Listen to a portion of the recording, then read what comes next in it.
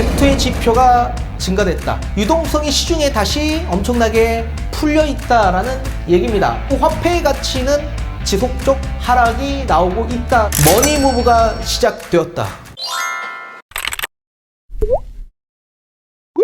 네, 안녕하세요. 반갑습니다. 이경민의 부동산 하이킥의 이경민입니다.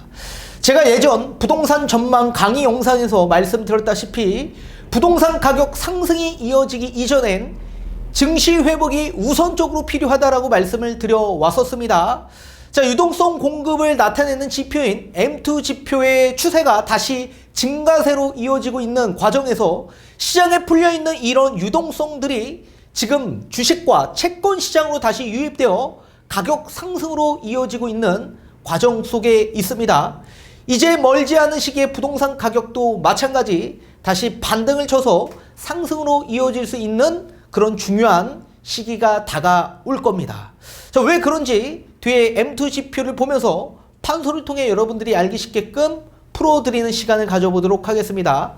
머니무브가 시작되었다. 자, 기준금리가 두 번 연속 동결되고 시장금리가 내려가면서 예적금에 있던 자금이 주식, 채권 등에 옮겨간 것으로 나타나고 있습니다. 한국은행이 14일 발표한 2023년 2월 통화 및 유동성에 따르면 2월 시중 통화량은 M2 기준 한 달 전보다 약 12조 7천억 정도가 증가한 수치로 나타났습니다. 자, 1월 3조 3천억 정도가 감소한 이후 한 달 만에 다시 증가로 전환한 것입니다. 자, M2는 현금, 요구 불예금, 수시 입출식 저축성 예금 등 협의통화 M1에 MMF, 머니마켓 펀드와 2년 미만 정기 예적금, 수익증권 등 금융상품을 포함한 넓은 의미의 통화 지표로 활용되고 있고 시중 유동성을 뜻하고 있습니다. 자, 증가의 의미는 그 폭만큼 유동성이 다시 풍부해졌다라는 뜻입니다. 자, 지난 1월 통화량이 전월 대비 줄어든 것은 2013년 8월 이후 9년 5개월 만에 처음 있는 일이었습니다. 그러나 한 달 만에 수익증권과 MMF를 중심으로 통화량이 다시 늘어났습니다. 자, 주식과 채권, 투자 수요 회복 등에 힘입어 수익증권이 11조 1천억 정도 늘어났습니다. 역대 두 번째 증가폭입니다. 자, 왜 이런 증가폭이 나오고 있는지 뒤에 판소를 통해 다시 한번 알려드리도록 하겠습니다. 우선적으로 M2에 따른 지표를 다시 한번 확인해 보도록 하겠습니다. 자, 한국은행의 M2 평전 지표를 한번 보도록 하겠습니다. 자, 2022년 11월 달에 3,805조였다가 12월 달에 3,810조, 그리고 1월 달이 되고 나서 약 9년 5개월 만에 처음으로 감소폭이 나왔습니다. 3,806조로 감소되었다가 다시 증가폭이 커졌습니다. 2월 달이 돼서 3,819조 원으로 M2의 지표가 증가됐다. 유동성이 시중에 다시 엄청나게 풀려 있다라는 얘기입니다. 그만큼 화폐의 가치는 지속적 하락이 나오고 있다라고 보셔야 됩니다. 자, M1의 지표인 현금통화, 요구불 예금, 수시 입출식 저축성 예금 이런 것들을 기준으로 본다면 지속적 감소가 나오고 있다. 그래서 M1은 감소하고 있는 반면에 M2는 계속적으로 증가하고 있다라고 보셔야 됩니다. 자, M2의 지표를 보게 되면 MMF, 이건 뒤에 가서 다시 한번 설명을 드리겠지만 이 MMF의 증가가 굉장히 증가폭이 늘어나고 있다는 걸 보실 수가 있습니다. 또 수익증권도 마찬가지 지속적 증가폭이 늘어나고 있다.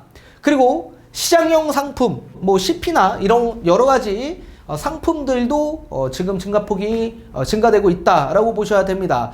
자, 이렇게 여러 가지 지표들을 봤을 때 M2의 통화량 지표가 MMF와 수익증권으로 전부 다 유입되고 있다라고 보셔야 됩니다. 왜 그런지 뒤에 판소를 통해서 다시 한번 알려드리도록 하겠습니다. 자, 통화량 지표인 이 M2 지표가 지속적으로 증가세를 유지하고 있는 상황입니다. 자, 앞전에 보신 것과 같이 크게 보면 두 가지 형태의 품목의 증가폭이 커지고 있는 걸 보실 수가 있었습니다. 자, 이 MMF 상품의 지금 증가폭이 커지고 있는 상황이고 또 수익증권도 마찬가지 증가폭이 커지고 있는 상황이다. 자, 이 MMF 상품이라는 거 뭐냐면 자산운용사가 고객들의 자금을 모아서 펀드를 구성합니다. 그리고 단기 금융상품에다가 투자를 하게 됩니다. 단기 금융상품의 대표적인 상품은 제일 안전하다라고 지칭할 수 있는 국고채 상품. 이 국고채 상품 또는 기업어음인 CP에다가 투자를 하게 됩니다.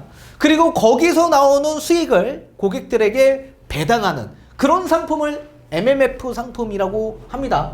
이 국고채와 CP는 채권형 펀드라고 보셔야 됩니다.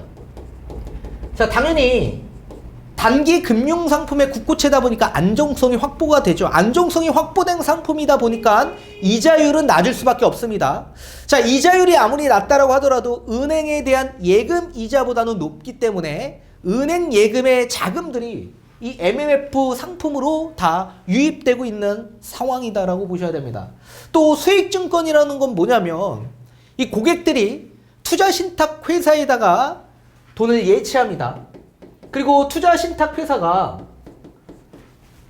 증권을 발급해 주는데 그걸 발행해 주는 증서를 수익증권이라고 합니다. 나중에 수익이 생기면 배분해 주겠다라는 그런 증서라고 보셔야 됩니다. 따라서 이 투자신탁회사가 고객들이 예치한 자금으로 운용을 해서 투자를 하게 되는데 어디에다 투자를 하게 되냐면 주식 또는 채권에다가 투자를 하게 됩니다. 그리고 거기서 나오는 수익을 배분해 줍니다. 그리고 그 증서를 수익증권으로 고객들에게 발급해 줍니다. 자, 따라서 이 수익증권과 MMF 이게 지금 증가폭이 커지고 있다는 얘기는 지금 풀려있는 이 유동성 자금들이 어디로 흘러가고 있냐? 채권형 펀드와 주식과 채권 시장으로 지금 다 넘어가고 있는 추세이다. 그럼 왜 이런 주식과 채권 시장으로 자금들이 유입되고 있는지를 잘 판단을 해야 되는데 간편하죠. 첫 번째 뭡니까? 금리 인하에 대한 기대감, 가능성이 훨씬 더 높아졌기 때문에 그렇습니다. 자, 금리 인하에 대한 기대감과 가능성이 높아졌기 때문에 시장금리는 우선적으로 선행해서 하락한다라고 얘기를 해드렸죠. 시장금리 하락으로 인해서 채권에 대한 가격은 상승하게 됩니다. 그러면 채권 가격이 상승하게 되면 채권에 대한 수익이 훨씬 더 커질 수 있는 상황이기 때문에 수요층들은 채권 시장을 계속 눈여겨볼 수밖에 없을 겁니다. 또 시장금리 하락으로 인해서 은행의 여신금리도 함께 하락할 수밖에 없죠.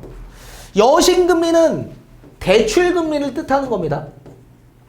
그리고 은행 입장에선 예대 마진을 취하기 위해서는 당연히 대출 여신금리를 내리면 그만큼 수신금리를 더 큰 폭으로 내릴 수밖에 없다.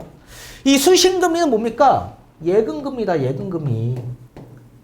그러면 기존의 예금금리가 5% 이상 나왔던 그 금리가 지금 현재 3% 수준으로 떨어져 있는 상황인데 물가 상승률이 지금 4.2%가 나오고 있는 과정에서 실질적 수익이 없는 상황에서 돈들이 어디로 흘러가는 겁니까? 단기 금융상품에 투자가 되는 MMF나 아니면 주식, 채권 시장으로 지금 돈들이 넘어가고 있다는 얘기입니다. 또 시장금리 하락으로 인해서 채권에 대한 금리 또한 떨어지고 있는 과정이기 때문에 위험자산으로 자금들이 흘러가고 있다. 이 위험자산은 어떤 자산이 있겠습니까?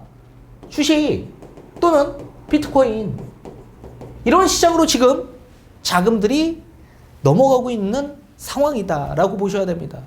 자, 우리나라 이 코스피 시장만 보더라도 증시가 얼만큼 회복이 되고 있는지도 판단을 할 수 있을 겁니다. 자, 2022년 8월 달 수준에서 봤을 때 이 코스피 지수가 약 2,500선이었습니다. 2,500선. 그리고 2022년 12월 달 2,500선이 무너지면서 2,200선까지 떨어지게 됩니다. 그리고 지금 현재 2022년 4월 기준에서 증시가 2,500선을 탈환하고 나서 2,570선까지 회복이 되어 있는 상황이다. 급격한 금리 인상이 나오기 이전의 수준으로 다시 회귀했다. 자, 이 증시가 그럼 앞으로 어떻게 될까라고 봤을 때 2021년 하반기에 3,300선을 돌파했었습니다. 3,300선. 3,000선을 돌파했죠. 자, 앞으로 추세상으로 봤을 때 2022년 이 상반기 2022년 상반기에 코스피 지수가 약 2,600에서 2,700선까지 유지했었습니다. 따라서 제가 봤을 때 2,700선이 무너지는 순간 증시는 빠르게 상승으로 전환될 겁니다.